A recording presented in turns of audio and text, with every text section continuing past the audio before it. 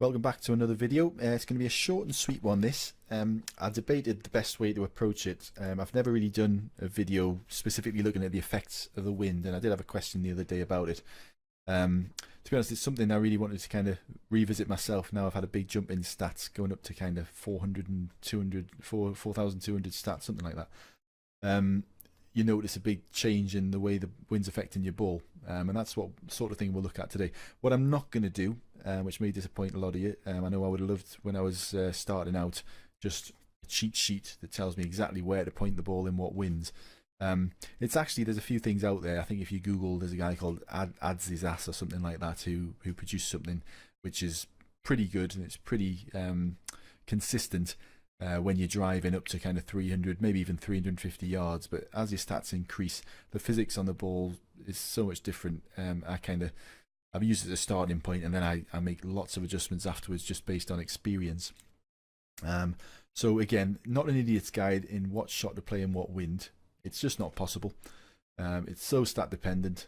Things are going to change significantly as your stats increase, so I can't really do that. And secondly, if I try to do a video looking specifically at all the effects the winds can have on all your shots, it'd end up being longer than YouTube would let me upload, which is kind of 12 hours. Seriously, you'd need a separate video for each club, or certainly you'd need a separate video for the long woods, the shorter woods. You'd need a separate video for the different irons, or the wedge for the sand iron. And obviously you've got high shots, you've got flop shots, you've got pitch shots. The wind affects all of them differently. It's a whole kettle of worms, which once opened, I will be doing this video all night. So instead, it's going to be a short and sweet one this. What I'm going to look at instead is how the effect of the wind can do some funny stuff that you might not expect, but also how it's going to change as you increase your stats as a player, as you improve as a player.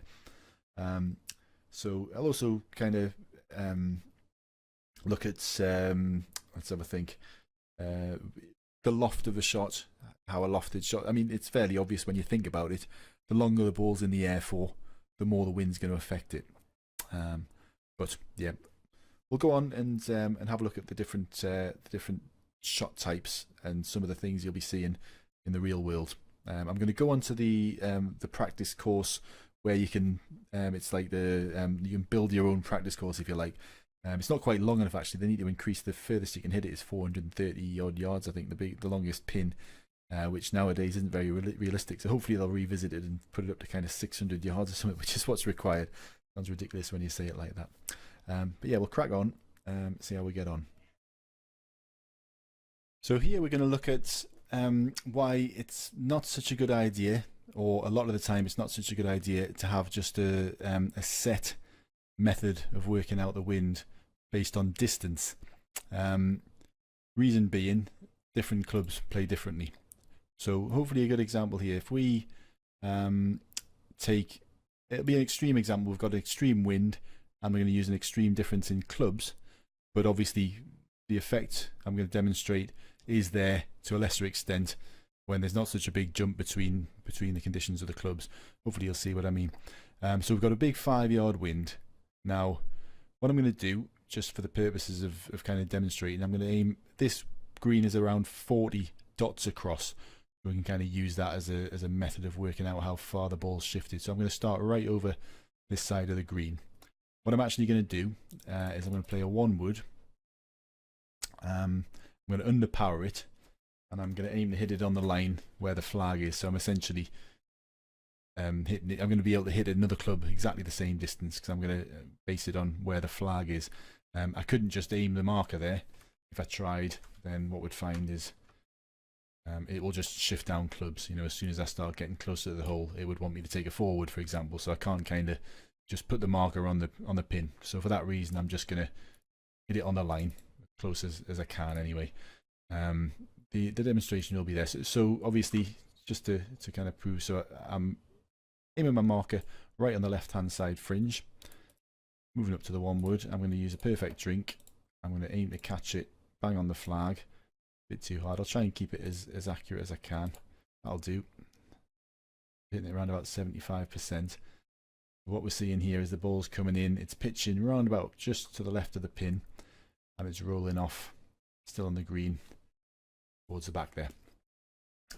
What I'm now going to do is basically hit the ball exactly the same distance, but with a different club. I'm going to choose, hopefully my 5-wood will do it, I think, because the 5-wood's a good one. It's a good extreme difference. I'll choose a power shot. So that should be roughly, it's actually a little bit shorter of the pin, but you get the idea. And if I go for the perfect drink, so it's lined up exactly as it was before. I'm hitting it pretty much the same distance. Let's see the effect the wind has.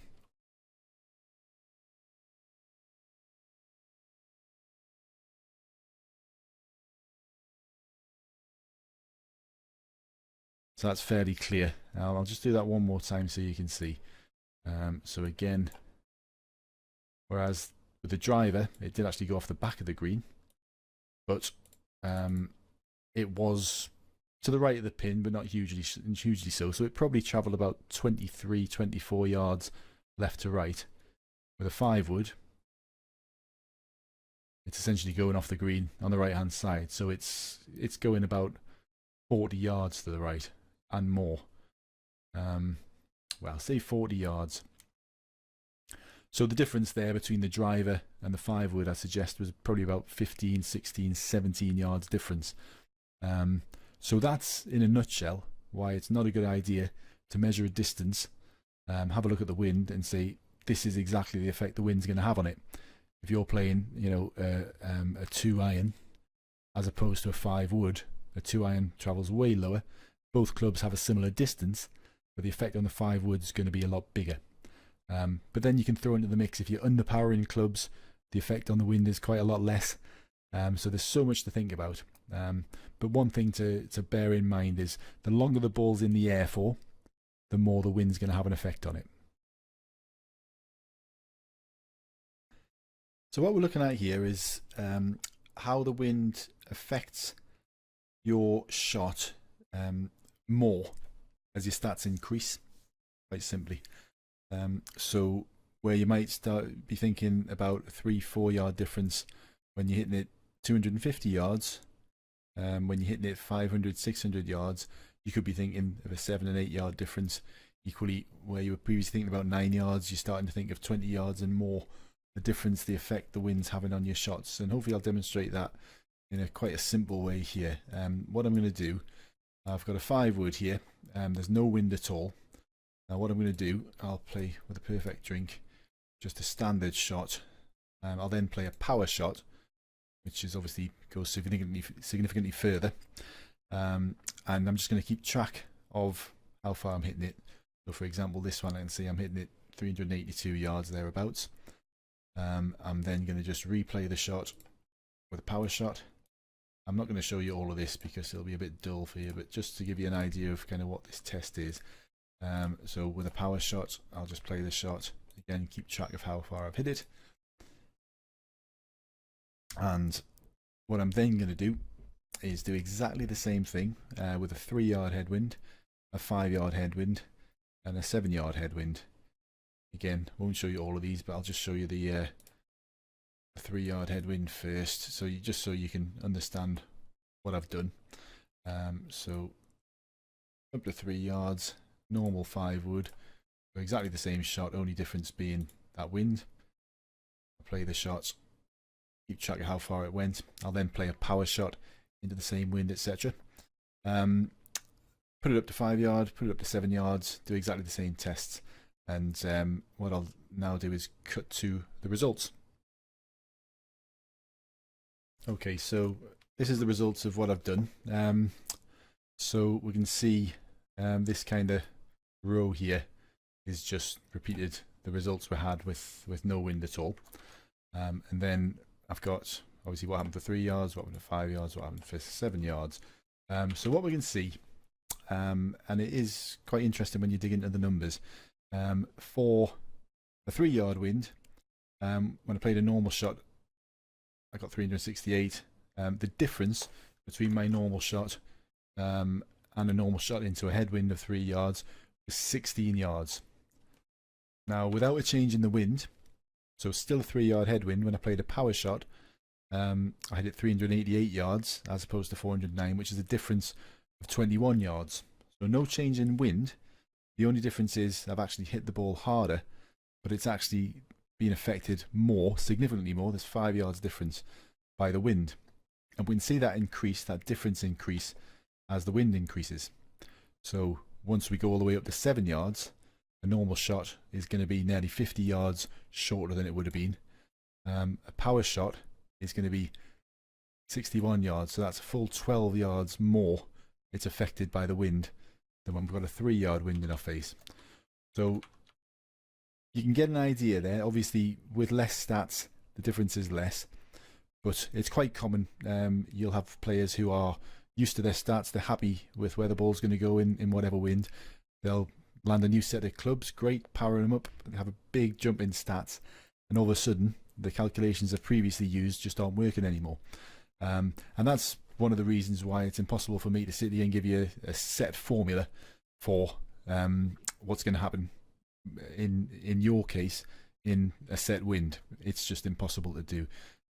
Well, it might be possible for a mathematician. I'm not a mathematician. But what I've found is as my stats have increased, I've actually been doing a lot more guessing than I used to. It's probably a good idea to sit down and try and work it out a bit more. But the problem is, again, at the moment, the stats are increasing all the time with a new transcendence, etc. So it's really difficult to have a set formula that's always going to work.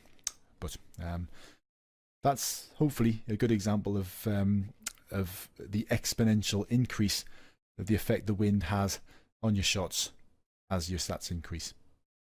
So this is a bit of a demonstration of how the flight of the ball might not be as you think, and how your adjustments for wind should really cater for that. So what I'm going to show you here is if I give us a 3-yard wind again into our face, we're going to play a full driver. Now what we're interested in here is not where the ball's going to go, because it's clearly going to fly off the end there. We're interested in where it's landing, what I'd call the pitch point of the ball. As far as I'm concerned, the pitch point of the ball is the most important thing, because you're more interested in where the ball's going to land than necessarily the full distance, because you're maybe going to pitch it on a bank that's going to loft up onto the green, or you're going to pitch it short and you want it to roll down a hill. You've got loads of things to think about. So where the ball's landing, as far as I'm concerned, is the key thing about judging the wind. So with that in mind, this is an important thing to know, I think. So 3-yard headwind, I'm hitting it 515 yards. Unrealistic for a lot of you maybe, but if you're hitting it 315 yards, I think you'll find the principle I'm going to show you is pretty much the same. So what we're interested again here is not where the ball ends up, it's where it actually lands. So I'm going to slow it down as it gets close, and I'm just going to try and make note of the pitch point. So I made that about 494 yards. I'll maybe do that one more time. It's hard to be accurate without being able to slow it right down, which I guess I could do with an instant replay later if I could be bothered. I don't know. We'll see.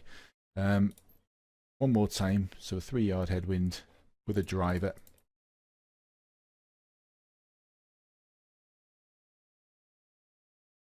Last time I made it about 494. If we get this to be roughly the same, we can be fairly confident that's what it is. Yeah, I think 494 is about right.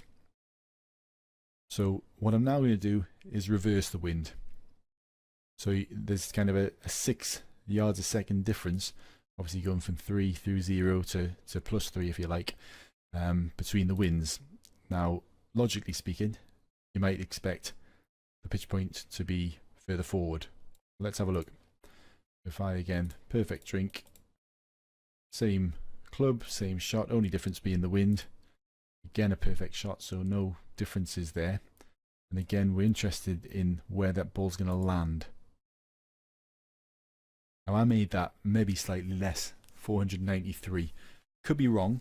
It may have been the same. We'll just do it one more time, just hopefully for a bit of consistency. I have tested this on many occasions, and what I've found is that actually, from what you might expect when you first think about it, the pitch point of the ball is actually affected the opposite way around. So yeah, again, that was 493. So it's actually, with the wind behind, it's actually pitched further back So as in it's not pitched as, it's not gone as far before it hits its target as it had when there was a headwind. Now, thinking about it, I think there may be some logic in that. Now, if you imagine you're belting a ball into a wind, a headwind, it's going to come down not quite as quickly. Whereas if the wind's behind you, it's going to be potentially, it's not going to rise as high. I'm kind of speculating a little bit, but I put that one down to perhaps just how the physics works. And I think that could be realistic. I've never hit a golf ball 515 yards. I've never hit a golf ball more than 100 yards, to be honest. I'm a terrible golfer. So it's very difficult for me to tell in the real world. But again, an important one to bear in mind. And also with low shots, because you'll see exactly the same kind of phenomenon, I'll call it. The same situation with a low shot, albeit maybe a little bit more exaggerated. Hard to demonstrate on this course, and it's really hard to get the pitch point of a low shot. But by all means, hit the practice course yourselves and see what you can work out. But yeah, so in a headwind, the pitch point, certainly with the driver of your ball, is actually going to be slightly further forward than where it's going to pitch if you've got a tailwind. So bear that in mind. So what I'm going to hopefully do here is demonstrate a bit of an anomaly in the game as far as I'm concerned. I could be wrong. If you've got a scientific reason why this might occur, please let me know. I'd be very interested to know what it is. I'll show you what I mean. What I'm going to do is I'm going to play just a standard shot in a right to left wind, well, 3-yard wind to make it fairly significant. I'm just going to leave it lined up right at the pin. I'll just play a full 3-wood. And what we're interested in here is the distance the ball's travelling.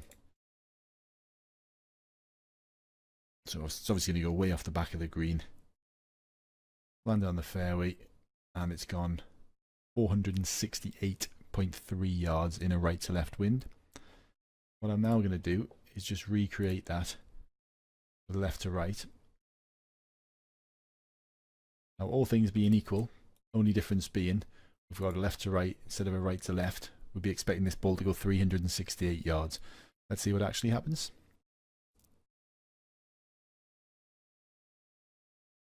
Sorry, 468 yards. It's actually gone 483 yards.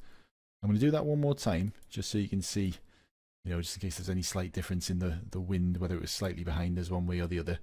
So, a 3-yard right to left. I'm going to hit a perfect shot. I'm going to hit it full blast. Not choosing a power shot, anything like that. I'll actually hit it. So a full shot, 3-wood.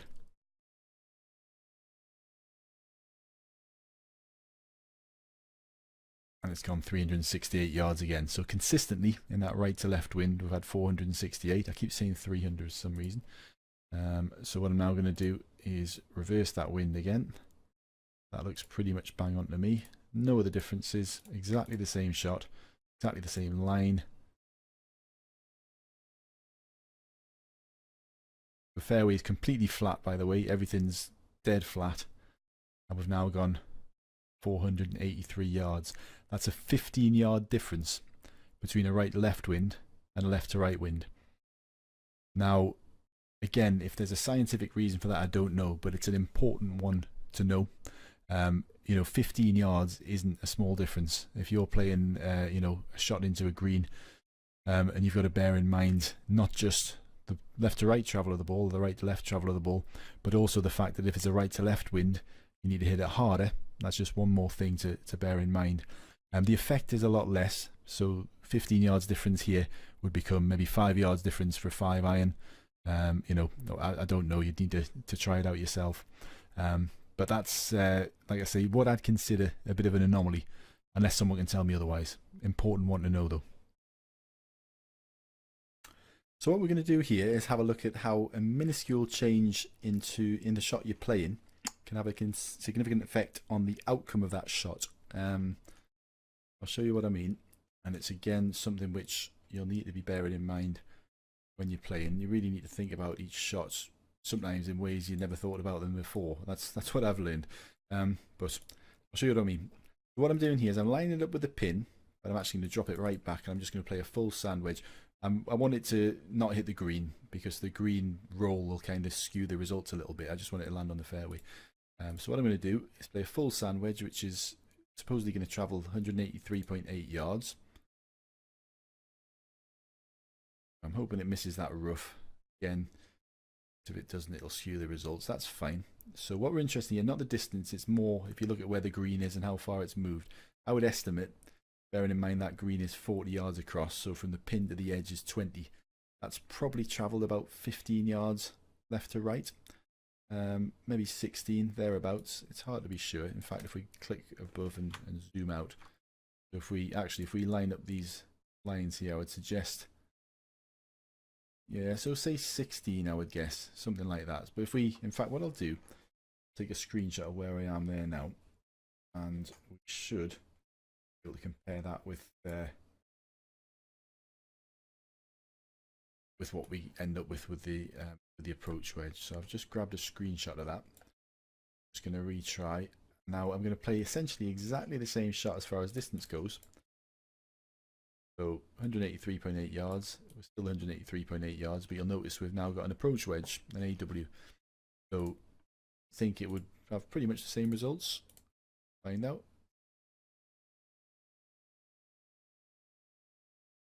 Don't want to hit it too hard. Try and make it as consistent as possible. That'll do. It's a little bit short, but I think we'll get the result we're looking for anyway. Okay, so there's the ball with an approach wedge. What I'm going to do now is zoom that out a little bit and work out how to do that on here. I just did it a moment ago. There we go. If we line that up there now, we can see that is a significant difference. We've got, I would suggest that's moved about 10 yards left to right in that wind.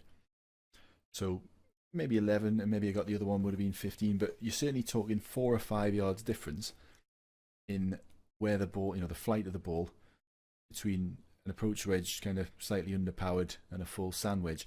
And obviously when you think about it, the difference is the loft, because the sand wedge is going to travel a lot higher, it's in the air a lot longer. But it's one of these little things that's, again, if you're just looking at a chart that tells you in this distance the wind will affect it that much, you can see clearly that's not the case. There's a massive difference, 4 or 5 yard difference when you've played a 1 centimeter difference in well, essentially you've changed clubs. You're playing the same distance but with 2 different clubs. So it's more about the club you're using than it is about, well, it's a combination. Distance you're hitting it, the club you're using.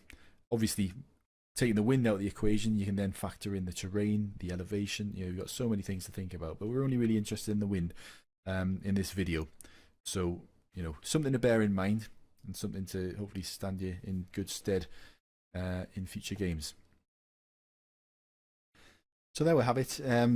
Again, a lot shorter and hopefully sweeter than the last couple of videos I've done. I think the last Goodwill match one we had was 41 minutes long or something, so I've been conscious that they've been dragging on a bit, probably been boring some people. Hopefully a lot of useful stuff there. So I think the thing to take out of it, as I've kind of been repeatedly saying in all the videos, sorry Felsi, I'll not be playing that game, is you need to work out your own stats versus wind kind of method really.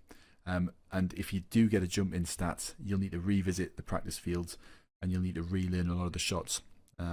That's why a lot of it now is, for me, it's just feel. I'll say, well, in the 3 yard win, I would have done this.